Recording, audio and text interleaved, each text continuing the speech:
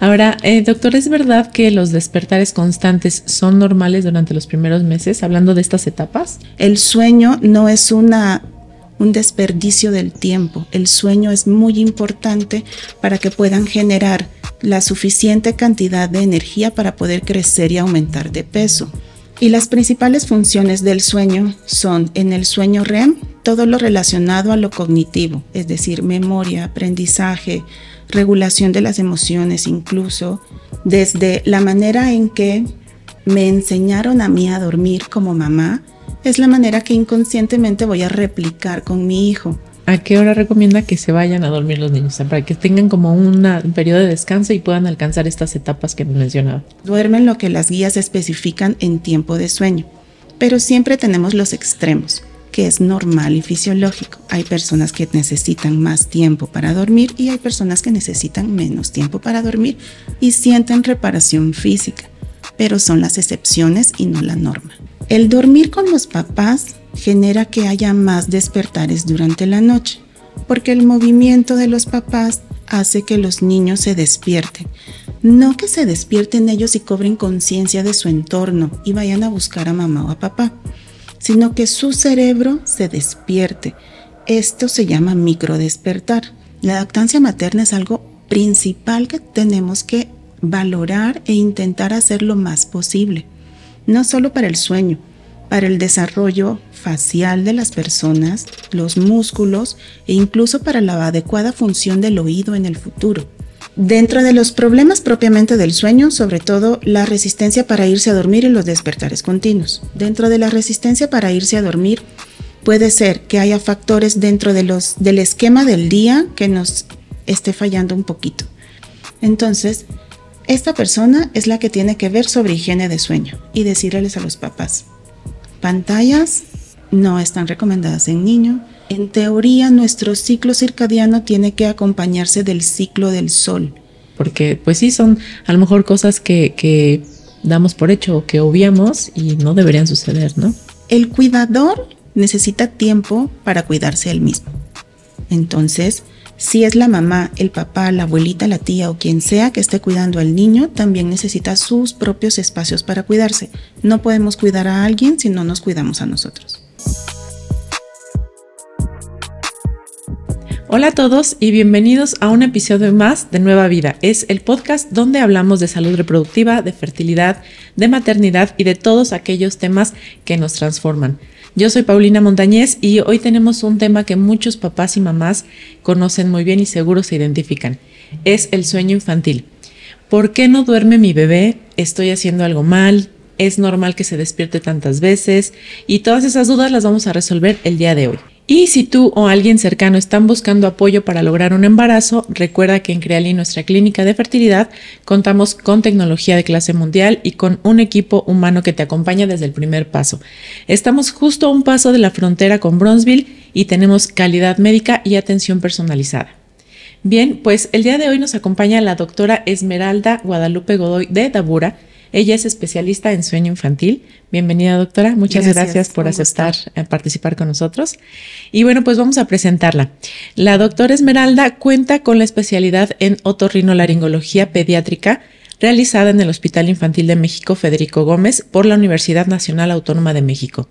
Ella tiene una alta especialidad en medicina del sueño en la Clínica del Sueño por la Unidad de Medicina Experimental de la UNAM. Cuenta con un diplomado de actualización profesional en trastornos del dormir en la Clínica del Sueño por la Academia Mexicana del Sueño de la UNAM.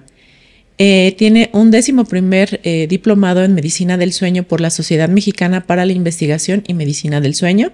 Es médico adscrito de la Clínica del Sueño de la UNAM.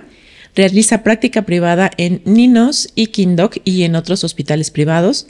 Ha sido ponente en eventos del Instituto de Seguridad y Servicios Sociales de los Trabajadores del Estado, ISSSTE, también en el Sindicato Nacional de Trabajadores del ISSSTE. Ha sido ponente en diplomados de medicina del sueño y en la Clínica del Sueño de la UNAM. Ella nos va a ayudar el día de hoy a que podamos entender por qué los bebés no duermen, cómo nos gustaría pues que duerman, cuándo debemos preocuparnos, qué sí podemos hacer para mejorar sus noches. Doctora, bienvenida otra vez. Gracias. Pues bueno, vamos a empezar desde lo básico. ¿Qué diferencia hay entre el sueño de un bebé al de un adulto? La diferencia entre el sueño de un bebé y un adulto es gigantesca. Primero, cuando nomás nacemos, el tiempo que pasamos dormidos varía entre las 12 y las 14 horas, y eso es natural y fisiológico. Un adulto está durmiendo entre las 7 y las 8 horas, entonces duplicamos casi las horas de sueño. Y segundo, las etapas del sueño en los niños, o más bien en los bebés, se clasifican solo en dos, en sueño REM y en sueño no REM. Y en los adultos tenemos más subclasificaciones dentro del sueño no REM. El sueño REM es el que nos sirve para aprender, concentrarnos, mejorar las funciones cerebrales y este implica el 50% del tiempo en los niños. Y en los adultos llega alrededor del 20 al 25%. Entonces, las diferencias desde la parte estructural de cómo duermen, el tiempo, las funciones que están realizando, son muy diferentes en cada una de las etapas del sueño. Y ahorita que lo menciona que, bueno, las etapas de un niño y un adulto son diferentes, ¿cuándo se convierten ya en esa función de adulto? ¿Ya a los 18 años? No, más o menos alrededor del año al año y medio ya no tenemos esta clasificación de sueño de no REM-REM y pasamos a clasificarlos a sueño REM, sueño superficial, que es N1, N2, y sueño profundo, que es N3. A diferencia de lo que muchos creen, REM no es sueño profundo. Sueño profundo tiene un nombre muy particular que se llama N3 y REM es un sueño aparte que es muy importante, pero no se llama sueño profundo. Ok, bueno, son clasificaciones que solo ustedes saben y que nos pueden guiar al respecto. Ahora, doctor, ¿es verdad que los despertares constantes son normales durante los primeros meses, hablando de estas etapas? Es muy normal debido a que los niños, más bien los bebés, alrededor de antes del año de edad, es normal que se despierten cada 2 horas, debido a que sus ciclos de alimentación y sus ciclos de sueño son más cortos. Es decir, que los niños se despiertan más o menos cada 2 horas para poder alimentarse, poder generar energía y poder volverse a dormir nuevamente. El sueño no es un desperdicio del tiempo. El sueño es muy importante para que puedan generar la suficiente cantidad de energía para poder crecer y aumentar de peso, que son las funciones más principales durante esa etapa. Okay. Y en la medida pasa el tiempo, el sueño se va reduciendo hasta llegar al adulto mayor, que el sueño ya es alrededor de las 5 o 6 horas más o menos, algunos incluso menos, y es normal y fisiológico. Ok, ¿y llega a pasar que el bebé no despierte por esa necesidad de dormir? Que diga, prefiero dormir a comer. En algunas ocasiones sí, no necesitamos ser estrictos en decir, justamente cada 2 horas hay que despertarlo porque si no algo muy malo va a pasar. La mayoría de niños se despierta alrededor de las 2 horas, a veces pueden pasar 3 horas, 4 horas y no pasa nada. Depende también en qué etapa estemos, si estamos alrededor de los 6 meses, si estamos alrededor de los 8, del año, el año y medio, los 2 años. A pesar de que es un tiempo muy cortito, hay muchas variaciones durante esos meses. Mira, te lo pregunto porque, bueno, yo que tengo la fortuna de ser mamá, me acuerdo perfecto que el doctor nos decía, tiene que despertarlo cada 2 horas para que coma. Pero había un momento en la noche que era de las 2, 3 de la mañana, le tocaba por ahí de las 4 o 5, no despertaba. No lográbamos hacer que despertara. Le metíamos la mamila en la boca y se le escurría la leche porque no lográbamos que abriera los ojos. Dijimos, mejor que duerma entonces. Sí, exacto. Y ya despertara sí, para darle darle de comer. No es necesario ser súper estrictos, pero más o menos alrededor de las 2 a las 3 horas se despierta. Perfecto. ¿Y cuándo debería dormir toda la noche un bebé según la evidencia científica que tenemos? Alrededor de los 9 meses en adelante, los bebés ya tienen un patrón de sueño más establecido. Digo más establecido porque no es perfecto. Todas las personas van a su propio ritmo y van variando. Pero después de los 9 meses, ese patrón que se estableció desde los primeros días y la rutina que se va estableciendo es lo esperado para el bebé. Entonces, si cuando tenía 2, 3 meses lo acostumbramos a dormir en brazos va a esperar que se duerma los 9 meses en adelante. Si lo acostumbramos a dormir acostado, palmeándolo, acariciándolo, sobándole los piecitos o cualquier técnica que los papás puedan encontrar para poder relajarlo debido a que son personas únicas, independientes y originales, entonces después de los 9 meses es lo que van a esperar y de los 9 meses en adelante. Ok, entonces vamos a llegar a esos puntos Sí, claro. de cómo dormir al bebé. Entonces, hace un rato nos mencionaba que justamente las horas del sueño del bebé es para pues que tengan crecimiento, que guarde energía. Entonces, ¿qué tan importante es el sueño en el desarrollo del bebé en estos primeros años? El sueño es súper importante desde el nacimiento, incluso antes, porque en vientre materno también se duerme, hasta todos los años siguientes. A pesar de que lo consideramos ya cuando somos un poco adultos como un tiempo que no estamos haciendo nada, sí es un tiempo importante. Y las principales funciones del sueño son en el sueño REM, todo lo relacionado a lo cognitivo, es decir, memoria, aprendizaje, regulación de las emociones incluso, una manera en la que el cerebro se va depurando en sustancias que tiene que sacar para poder renovarse para el día siguiente. Y el sueño no REM, en especial el sueño profundo, para la reparación física, la piel, los órganos, el mejorar el sistema inmune, es todo lo relacionado al sueño profundo, que es el N3. ¿Y esas etapas están como clasificadas por horas? ¿O cómo saben en qué etapa está durmiendo? Para nosotros que lo vemos a un bebé dormir, no podemos definir exactamente en qué etapa está. Para poder definirla necesitamos unos electrodos en la cabeza, como un electroencefalograma. Okay. Entonces con estos electrodos vamos traduciendo la señal, la vemos ya en la pantalla y vemos las diferentes gráficas. Okay. Entonces por estas gráficas vamos definiendo si está en sueño REM, si está en sueño superficial o si está en sueño profundo. Ah, de acuerdo. Entonces es todo un proceso científico que debe llevar a cabo. Muy bien. Y hablando de mitos y realidades sobre el sueño infantil, un mito que se ha escuchado es que si el bebé no duerme es culpa de los papás. ¿Cuánto hay de cierto en eso? No le podemos echar toda la culpa a los papás, ni tampoco toda la culpa al niño. Son múltiples factores. Desde la manera en que me enseñaron a mí a dormir como mamá, es la manera que inconscientemente voy a replicar con mi hijo. Entonces, o en la manera que yo he leído, voy a intentar replicarla. Entonces, todas estas creencias culturales, mitos, asesoramientos de las abuelas, de los familiares, amigos, se van a ver implicadas en el bebé. Y también el bebé propiamente como una persona diferente a todos los demás.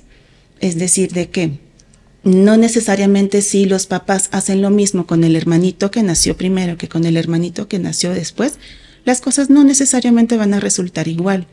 Cada persona es diferente.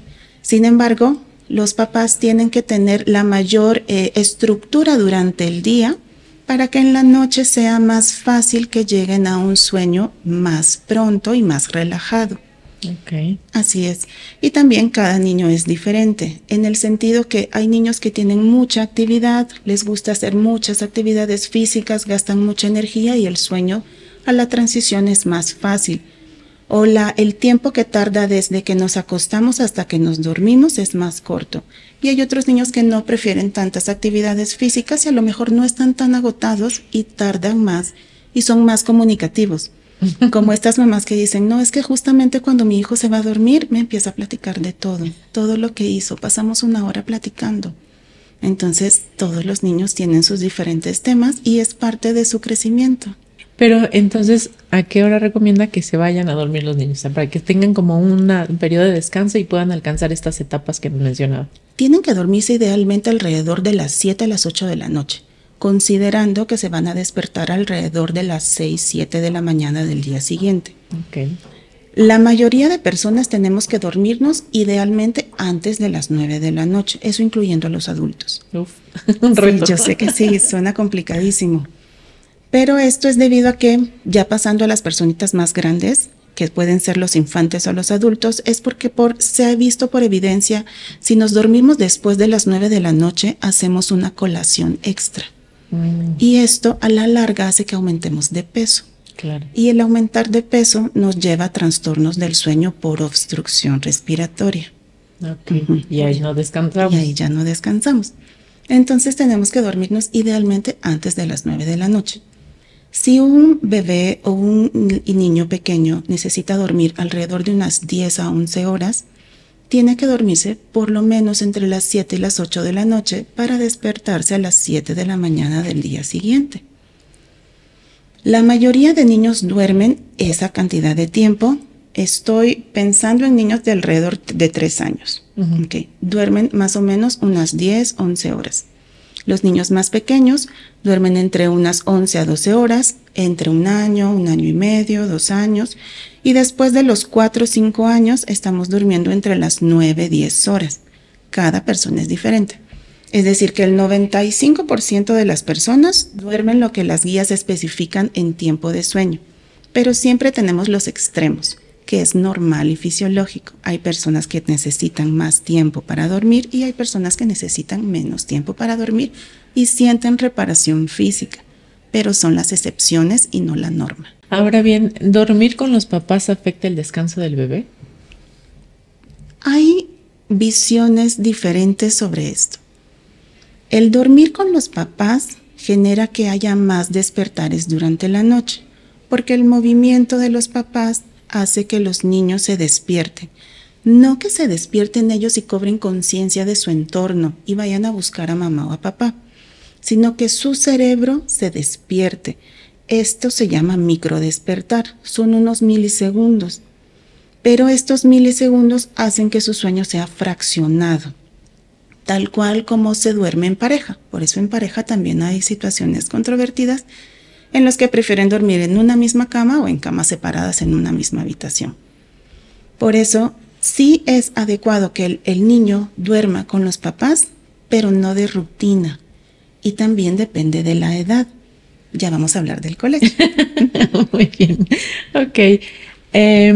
Justamente esto de las rutinas nocturnas que debemos pues aprender con los bebés, ¿sí funcionan, ayudan, mejoran la calidad del sueño? Sí, sí funcionan, sí mejoran la calidad del sueño.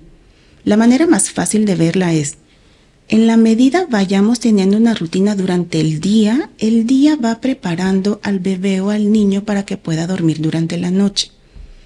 El niño lo que necesita es tener actividades predecibles, es decir, me despierto a tal hora y yo sé que al despertarme probablemente voy a ir a comer algo o voy a tomar leche. Después sé que a lo mejor voy a hacer alguna actividad divertida o me van a mandar al kinder o me tengo que preparar para irme a la guardería. Y al regresar de casa probablemente voy a comer otra cosa y después voy a tener otro tiempo de actividad y alrededor de las 4 de la tarde yo sé que ya a esa hora se acaban las pantallas, los televisores y en este momento me toca hacer dibujo, lectura, jugar con mis juguetes, hacer otras cosas que no impliquen pantalla. Eso es lo esperado en una rutina. Y si el niño sabe qué esperar, es menos probable que haya confrontaciones del niño con los papás como figura de autoridad, porque él quiere hacer alguna otra cosa. Claro, sí, es como comprensible, ¿no? Que tengan ya una rutina constante que bueno, pues ya es parte de... Es parte de hay que hacerlo, rutina. ¿no? Exactamente. Y mencionábamos lo del colecho, que en esto se incluye en el tema. ¿La lactancia influye positiva o negativamente en el sueño nocturno? La lactancia influye positivamente siempre. La lactancia materna es algo principal que tenemos que valorar e intentar hacer lo más posible. No solo para el sueño, para el desarrollo facial de las personas, los músculos e incluso para la adecuada función del oído en el futuro. Porque la lactancia materna es un ejercicio, tal cual para los bebés.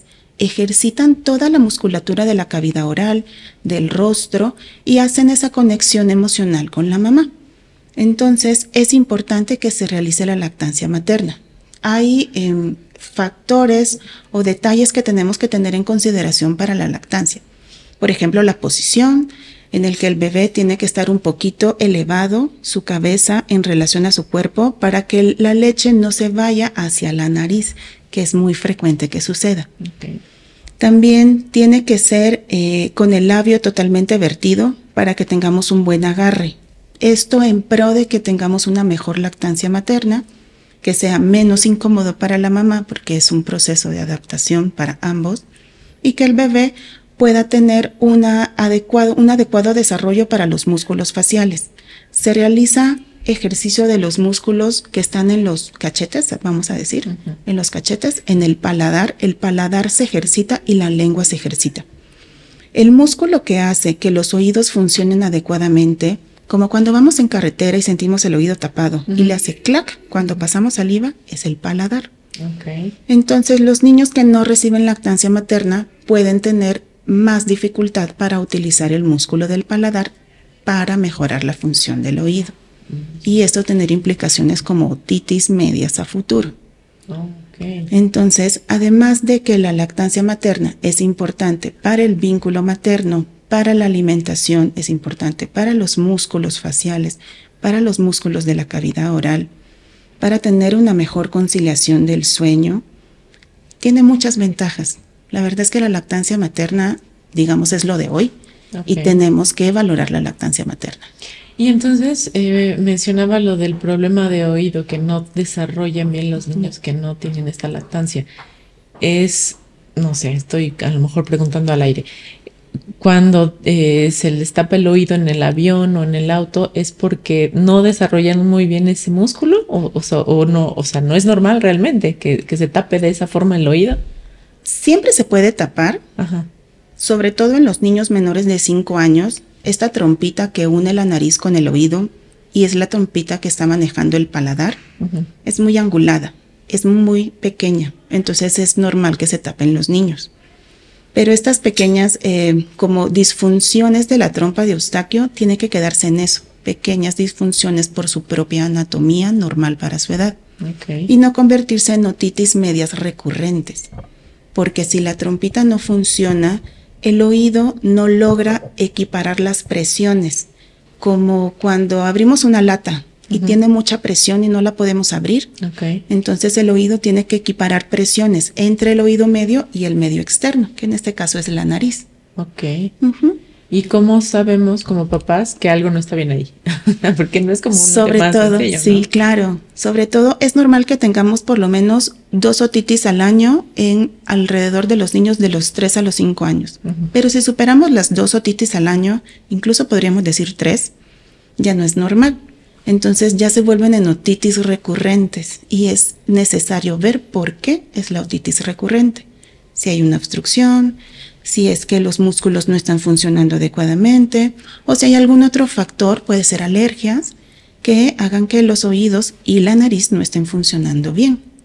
¿Y qué características tiene la otitis? O sea, ¿cómo sé que mi hijo puede tener otitis y que debo recurrir a un otorrinolaringólogo como usted? En los menores de 2 años, en los que su habla es un poco más limitada, normal por su proceso, casi siempre genera angustia los oídos, es decir, que se los agarran, jalan las orejas, se las aruñan. Las orejas generalmente no causan algo que les llame la atención a los niños, sino que porque no las vemos y rara vez las sentimos con las manos. Pero cuando tenemos un malestar, sí hacemos que nuestras manos vayan hacia las orejas. Entonces, si los niños menores de 1 año y medio, 2 años, se están jalando las orejas constantemente, se las aruñan, sienten cierto malestar y dicen, es que se toca demasiado las orejas, puede ser de que haya una otitis. Casi siempre eso es lo que ven los papás y les llama mucho la atención y acuden con un especialista. Y en otras ocasiones, un poco más avanzado, fiebre, dolor, salida de secreción por el oído, pero las otitis más leves suceden con cosas más sencillas, como esto que se lleven las manos a las orejas. Entiendo. Bueno, esos son como indicadores, ¿no? Que hay que prestar atención porque, bueno, siempre de pronto no nos percatamos de esos detalles y son importantes sobre todo en el desarrollo de los niños. Doctora, y hablando de problemas comunes y soluciones, ¿cuáles serían los problemas de sueño más comunes en los bebés y en los niños pequeños? Los vamos a clasificar entre problemas de sueño y otros problemas que afectan el sueño. Dentro de los problemas propiamente del sueño, sobre todo la resistencia para irse a dormir y los despertares continuos. Dentro de la resistencia para irse a dormir puede ser que haya factores dentro del esquema del día que nos esté fallando un poquito. Es decir, de que a lo mejor la rutina tenemos que intentar establecerla con más continuidad. La dificultad de las rutinas es hacerlas a diario. Entonces, y también esta dificultad para ir a dormir puede ser por estímulos de pantallas o estímulos de actividades que les generen mucha alegría a los niños o frustración o enojo. Entonces estas emociones tan grandes que no logran regularlas, cuesta mucho que se vayan calmando y que podamos llegar a una etapa del sueño. Y de ahí son los problemas en los que se despiertan los niños. Se pueden despertar porque no sienten a los papás, porque tienen hambre, porque se hicieron del baño. Hay múltiples factores de despertares. Es normal que los niños se despierten entre 1 y 3 veces en la noche, sobre todo antes del 1 año y medio. Después del 1 año y medio los despertares tienen que ir disminuyendo porque ya tendrían que tener un sueño más continuo. Y de ahí hay problemas o diagnósticos o patologías que afectan el sueño, que puede ser la obstrucción respiratoria con sus diferentes causas, puede ser de que haya alguna rinitis alérgica que le esté generando incomodidades. El término rinitis alérgica en un niño menor de 4 años es muy difícil de diagnosticar, sí se puede hacer, pero simplemente por la edad los criterios son más difíciles de completar. Okay. Pero sí pueden haber manifestaciones alérgicas antes de los 4 años y hacer que se despierten más los niños. Estos despertares también pueden ser porque el ambiente no es el apropiado, hay demasiada luz, hay demasiado frío, hay demasiado calor o alguna otra cosa que esté haciendo que se despierte. Okay. Cuando la rutina del sueño y la higiene del sueño, que es otro gran concepto, la higiene del sueño significa que hemos hecho todo lo posible para darle el mejor ambiente para que se pueda dormir. Y dentro de higiene del sueño es todas las actividades diurnas que hemos hecho en pro de que se duerma adecuadamente y todas las actividades que hacemos durante la noche para mantener un sueño estable y que tenga un ambiente apropiado para conciliar el sueño. Hay diferentes factores, pero básicamente son estas dos cosas. Aquí ya me surgieron muchas preguntas. Si un niño despierta demasiadas veces en la noche, ¿cuándo es cuando debemos recurrir como a un especialista como usted? O sea, sí dice que es de normal hasta 3 veces, ¿no? Pero ¿qué ya no deberíamos tomar como normal? ¿Qué comportamiento? Vamos a limitarlo hasta más o menos los 2 años. Uh-huh. Es normal que se despierten hasta más o menos los 2 años, entre unas 2 y 3 veces. Si antes de los 2 años nos estamos despertando 4, 5, 6 veces, hay que ver por qué se está despertando. Puede ser que sean cólicos, puede ser de que el sistema gastrointestinal inmaduro se está intentando adaptar al medio externo, tal cual la respiración, la piel y el resto de los órganos. Puede ser de que haya causas obstructivas. Puede ser de que el niño en el futuro podamos hacer algún otro diagnóstico neurológico y simplemente se está manifestando en sueño en las primeras etapas de vida. Puede ser de que el ambiente no es el apropiado. Entonces, lo ideal sería agotar todos aquellos recursos no médicos antes de acudir con el médico o apoyarse del pediatra, para que el pediatra los pueda orientar sobre higiene de sueño, a qué hora se tiene que dormir, si consideran que hay algún problema, y el pediatra referir oportunamente a las especialidades que tienen que ayudarle a ese niño. Entonces, el médico principal o el médico de cabecera a esa edad siempre va a ser el pediatra. Okay. Y el pediatra tiene que identificar el por qué sospecha que el niño no está durmiendo. Entonces, esta persona es la que tiene que ver sobre higiene de sueño y decirles a los papás: pantallas no están recomendadas en niño. Incluso antes de los 4 o 5 años hay 0 horas de pantalla para los niños. Yo sé que es algo que no se aplica en nuestra actualidad, claro, pero no deberíamos de tener uso de pantallas a esa edad. El ambiente apropiado, que tengamos una disminución de la luz. En teoría, nuestro ciclo circadiano tiene que acompañarse del ciclo del sol. Entonces, el sol debería ir bajando entre las 6, 7 de la tarde, noche, y esta disminución de la luz hacer que nuestro organismo capte la señal de que ya es de noche. Y como ya es de noche, tenemos que irnos a dormir. Okay. Pero si mantenemos luces muy fuertes, sobre todo si son luces blancas en nuestro hogar, esto hace de que los ojos del niño no capten que es de noche y que tenemos que irnos a dormir. Eso como parte de la higiene del sueño. La alimentación tiene que ser suficiente antes de irse a dormir, ni demasiada para que tengamos reflujo, ni tan escasa para que nos despertemos por hambre. Okay. La temperatura tiene que ser la adecuada.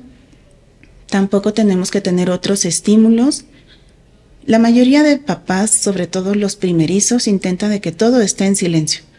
Nos podemos apoyar de ruido de fondo, ruido blanco, sonidos de ballenas, música, lo que ellos quieran y encuentren más oportuno, pero que haya un ruido de fondo que haga que el niño que con un ruido extra no se despierte.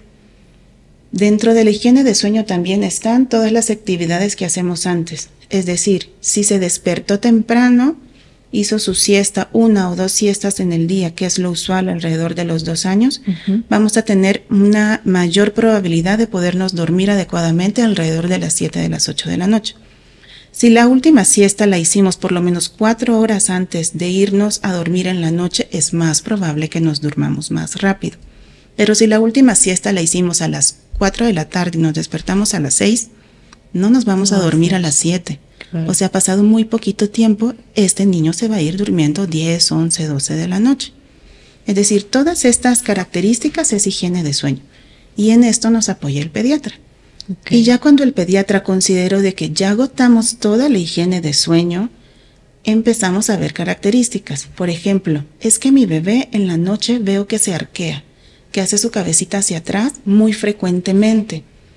Veo que tiene mucha incomodidad, llanto. A veces me pareciera incluso que le duele la pancita o no está expulsando gases o le cuesta expulsar gases.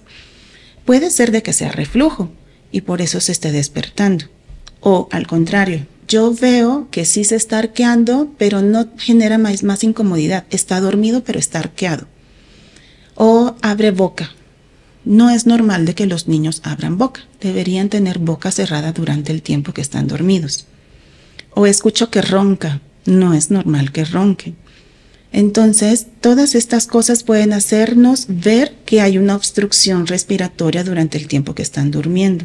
Y eso ayudarnos a definir, ok, entonces lo que yo necesito es alguien que me ayude a ver por qué hay una obstrucción respiratoria.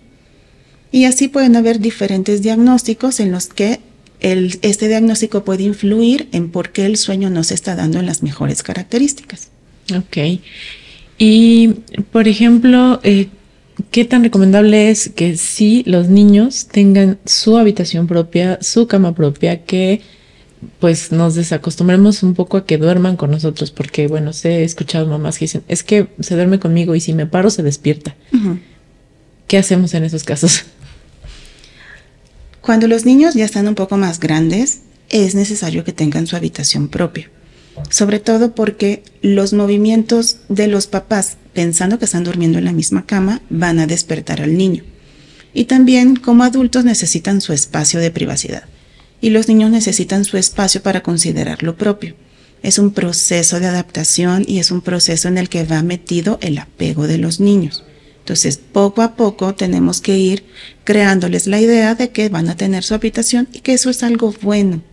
Que si necesitan algo pueden regresar a la habitación de papás, pero ellos tienen su propio espacio que lo pueden hacer suyo, decorarlo y verlo como su área.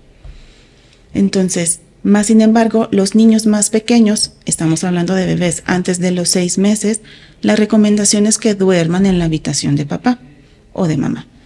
Y ahí nos llevamos a un concepto que es el colecho o a la cohabitación. Y el colecho puede tener muchas variantes en el concepto. Colecho generalmente se define como que el bebé está durmiendo en la misma cama que los papás. Más sin embargo, para algunas personas o algunos autores, colecho también puede ser que duerma en la habitación, en su área, pero está durmiendo en la habitación de los papás. Okay. Que casi siempre esto es cohabitar dentro de la habitación. Entonces, se recomienda que tengamos colecho hasta los 6 meses.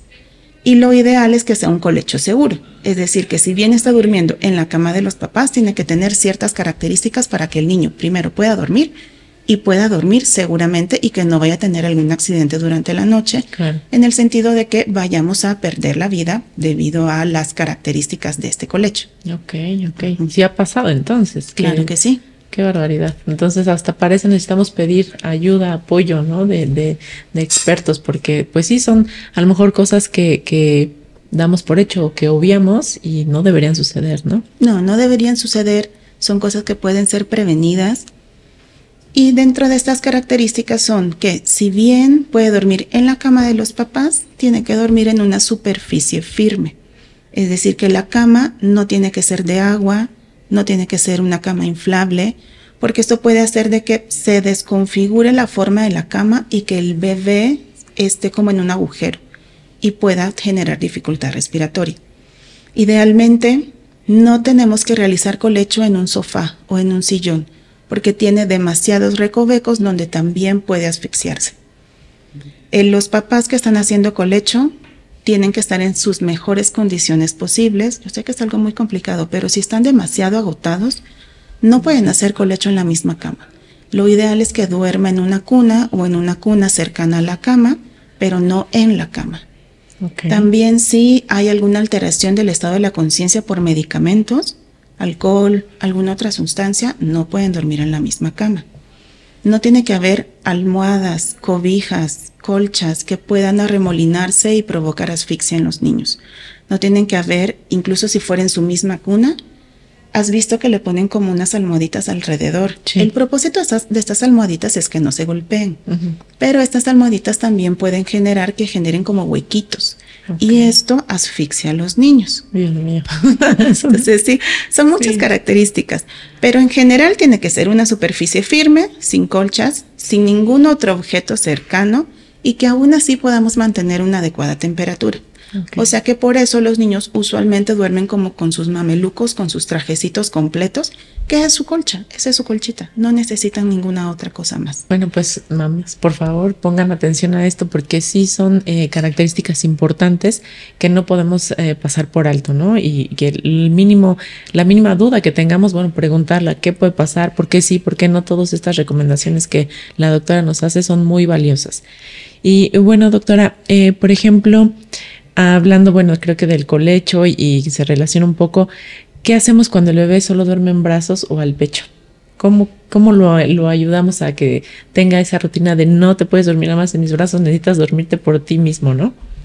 Todos los bebés necesitan un proceso de adaptación. Entonces, si los bebés solo duermen en brazos, a lo mejor es la manera más fácil que los papás encontraron en ese momento de dormirlos.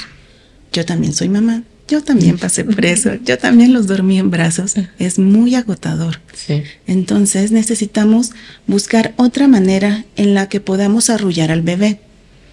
Hay cunas que son muy tecnológicas, que se mueven solitas y vibran y toda la cosa, pero también puede ser que los acostemos y los estemos palmeando, les estemos generando algún movimiento para que ellos logren conciliar el sueño. Simplemente tenemos que buscar otra manera de dormirlos que sea funcional a largo plazo. Porque si bien a los 3 meses, 4 meses me funcionó dormirlo en pecho, aunque yo estuviera acostada o sentada, a los 9, 10 meses ya no va a ser funcional. Claro. Van a aumentar mucho de peso y llegan a pesar mucho los bebés y es agotador estarlos cargando. Sí, claro. Entonces tenemos que encontrar esta manera que puede ser de las diferentes formas, acariciándolos, con música, con un masajito previo a la hora de dormir, con la ducha o el baño previo a la hora de dormir, pero que sea funcional a lo largo del tiempo, para que podamos pasar 1 año, 2 años y continuemos con esta rutina y le sea favorable al niño. La mayoría de veces cuando se duerme en posición vertical, es decir, como colocado la cabecita en el hombro, o incluso sobre los papás, pero en posición vertical, y dicen, es que solo así se duerme. Como en el pecho, Como en el pecho, hay que ver por qué. Okay. Porque si dicen, es que yo lo tengo así, en posición semivertical, pero lo acuesto, a la media hora se despierta. Regresamos puede ser que sea reflujo, puede ser de que hay alguna obstrucción respiratoria que en esa posición en particular la estamos liberando, okay, y que acostado la estamos generando. Por eso solo se está durmiendo en posición vertical. Okay. Porque la mayoría de niños pueden dormirse en horizontal, un poquito de respaldo o a veces sin respaldo. Hay controversias entre esto de ocupar y no ocupar respaldo, pero puede ser en posición horizontal la mayoría de niños. Okay. Y cuando hay reflujo, incluso los médicos recomiendan de que duerma casi semisentado, porque puede llegar a ser muy importante no solo afectar el hecho del dormir, sino que afectar la vía respiratoria porque se inflama. Se compromete. Exactamente. Ok, y bueno, estas como son estas modificaciones de cuestiones respiratorias es como lo principal por lo que quizá el niño no pueda dormir, ¿no? Me imagino que son las características más comunes, pero debe haber otras más complejas, ¿no? Que involucren, no sé, quizá temas neuronales. Hay patologías neurológicas que hacen que los niños no puedan dormir bien. Puede ser de que estemos hablando de un niño que tenga trastorno de la sensibilidad. Hay niños que tienen trastornos en el hecho de que los estímulos son demasiados para ellos, entonces los estímulos tienen que disminuirse mucho, porque si no el niño se sobreestimula, valga la redundancia. Hay trastornos neurológicos también. Hay trastornos neurológicos que se pueden comenzar a manifestar alrededor de los 3-4 años. Por ejemplo, los niños que tienen espectro autista o que van a ser diagnosticados con espectro autista, alrededor de los 3-4 años pueden tener ciertas características en el sueño, no diagnósticas, pero sí ciertas características. Okay. O los niños que van a tener déficit de atención con hiperactividad, que es otra neurodiversidad, pueden tener ciertas características en el sueño, como que se tarden más tiempo en quedarse dormidos, se despierten más en la noche y no tengan ninguna otra causa más allá de me desperté y aparentemente se me quitó el sueño. Sí, correcto. Y tardan mucho tiempo en volverse a quedar dormido. Ok, sí, porque despiertan y ya dormí suficiente, sí, ¿no? Sí, ya exactamente. Quiero comer, quiero jugar, quiero hacer algo, vamos a hacer otras cosas. Más sin embargo, en estas etapas del sueño previas a los 6 años, solo son características que nos orientan. Por criterios propios del diagnóstico, no podemos hacer un diagnóstico de autismo, de déficit de atención, de algún otro trastorno neurológico, pero sí nos pueden orientar a un adecuado tratamiento. Entonces ahí los ojos clínicos del médico deberían verlo y orientar a dónde tiene que acudir la mamá o el papá junto con su hijo para poder recibir un tratamiento adecuado. Pues nuevamente hacemos hincapié en que por favor busquen especialistas en el tema, porque puede ser realmente que tenga como algo más complicado y pues necesitan dormir todos, ¿no? Sí, eso es importante porque el niño no duermen los papás y los papás tienen que ir a trabajar y bueno, entonces es importante que puedan acudir con especialistas. Y bueno, doctora Esmeralda, ¿podría compartirnos algunos consejos prácticos para que podamos mejorar estas noches de sueño en casa? Claro que sí. Mira, dentro de los primeros consejos es, el cuidador necesita tiempo para cuidarse él mismo. Entonces, si es la mamá, el papá, la abuelita, la tía o quien sea que esté cuidando al niño, también necesita sus propios espacios para cuidarse. No podemos cuidar a alguien si no nos cuidamos a nosotros. Claro.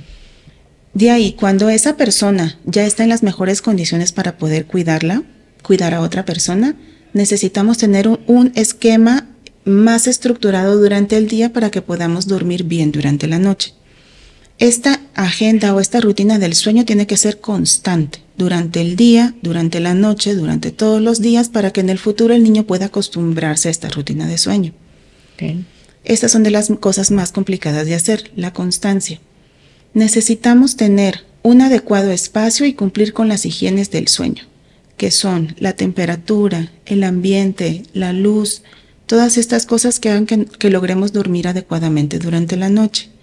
Y sobre todo tenemos que darle el tiempo al sueño. No es una pérdida de tiempo, es algo necesario que tienen que tener los niños, los adolescentes, los adultos, incluso los adultos mayores. Entonces no le podemos restar tiempo al sueño y tenemos que darle prioridad también para tener una adecuada función durante el día. Okay. Entonces, en la rutina de los papás tiene que estar que el niño se tiene que dormir temprano la mayoría de días, incluso los fines de semana. Más allá de ahí, ha de haber algún día que otro que no lo vamos a cumplir, pero la mayoría de días sí. Y sobre todo, si ya acabamos con todas estas indicaciones y vemos que no está durmiendo adecuadamente, acudir a un pediatra, acudir a un médico especialista que nos pueda orientar de por qué no está durmiendo bien el niño. ¿Cuáles serían los errores más comunes que podríamos evitar en este proceso del sueño? Dentro de los errores más comunes que tendríamos que evitar es pensar que el niño se va a dormir solito por su propio pie. Tenemos que ayudarle a dormirse y ayudarle a tranquilizarse. También escuchar a todo mundo. Es un error muy común que hace sobre todo las mamás que son primerizas.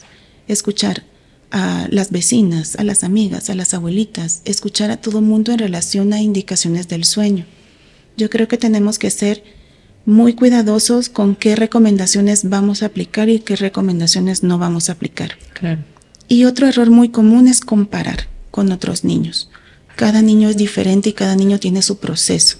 Entonces no podemos compararlo con otros niños porque un mes de vida más o un mes de vida menos hace una diferencia en el sueño. Entonces no es lo normal, no es igual que comparemos un niño de 3 meses a un niño de 6 meses. Duermen diferente. Ok. Y ahorita que mencionó que los niños no se duermen solos, hay que acompañarlos. Entonces, aquí, ¿cómo los papás podemos justamente acompañarlos de forma activa en este proceso sin que se caiga en el agotamiento extremo? O sea, tal cual llevarlo de la mano y vámonos a dormir, ¿no? Es ¿Sí? La actividad. Más o menos algo así.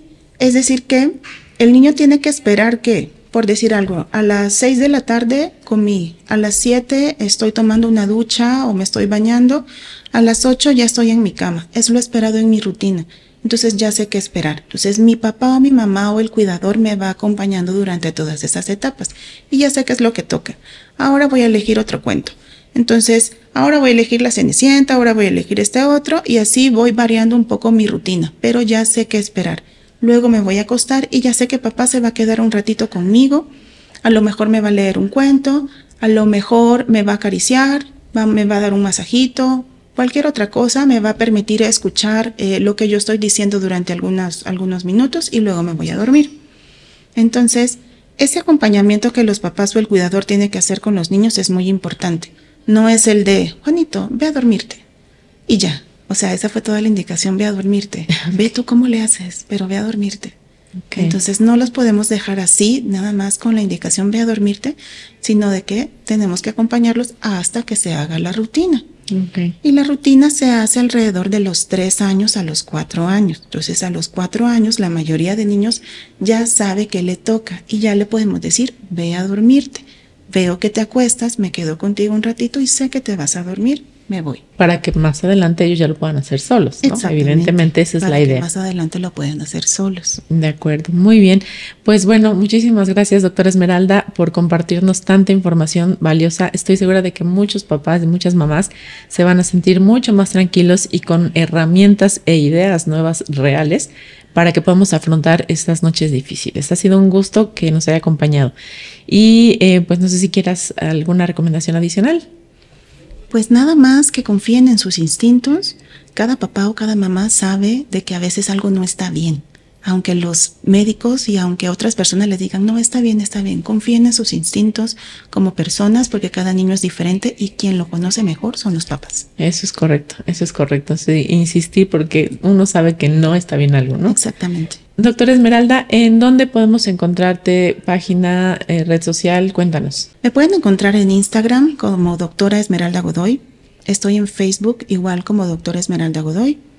En la clínica Kindoc y en la clínica Ninos. Estas están en diferentes ubicaciones, entonces yo creo que alguna de las dos les puede convenir adecuadamente. Perfecto, muy bien. Entonces solo basta que podamos googlearlos en caso de que no encontramos tal cual el perfil y ahí nos va a salir.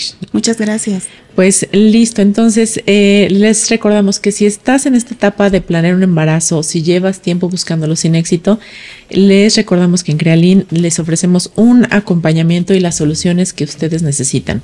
Tenemos un equipo médico especializado en fertilidad y con tecnología de alto nivel. No olviden seguirnos en nuestras redes sociales, compartir este episodio con quien ustedes sepan que les puede funcionar. Hay muchos bebés en familia, seguramente amigos, amigas que les va a servir este tema. Suscríbanse a nuestro canal de YouTube y activen la campanita para que les pueda recordar de los nuevos episodios que estamos teniendo. Y como siempre les comento, recuerden que cada día es una oportunidad de comenzar una nueva vida. Hasta la próxima, yo soy Paulina, qué gusto tenerlos nuevamente con nosotros.